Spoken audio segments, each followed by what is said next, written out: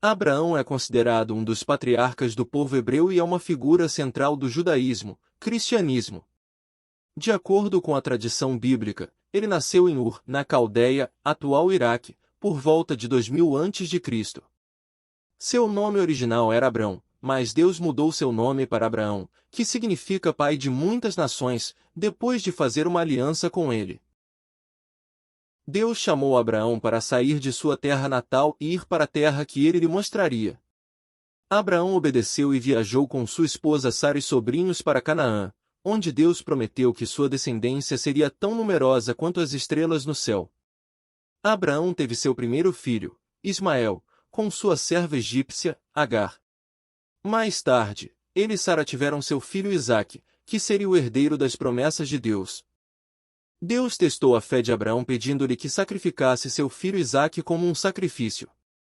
Abraão estava disposto a fazê-lo, mas Deus impediu-o no último momento e forneceu um carneiro como substituto para o sacrifício. Abraão teve vários outros filhos e netos, incluindo Esaú e Jacó. Jacó mais tarde se tornou conhecido como Israel, e seus descendentes se tornaram as 12 tribos de Israel.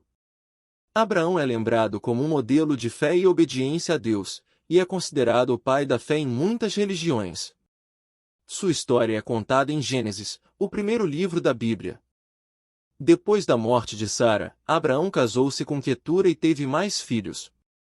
Ele viveu até os 175 anos e foi enterrado na caverna de Macela, em Hebrom, junto com Sara.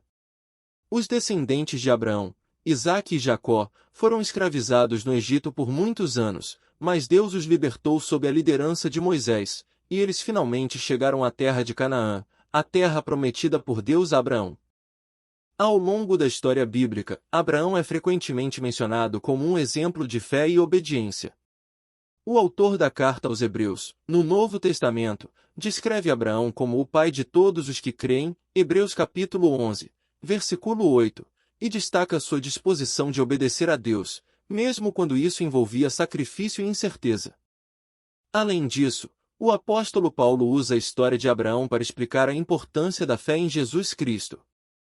Ele escreve que Abraão creu em Deus, e isso lhe foi creditado como justiça, Romanos capítulo 4, versículo 3, e que a salvação vem pela fé, não pelas obras da lei, Romanos capítulo 4, versículo 16. Em resumo, a história de Abraão é uma das mais importantes na Bíblia e continua a ser um exemplo de fé e obediência para muitas pessoas ao redor do mundo.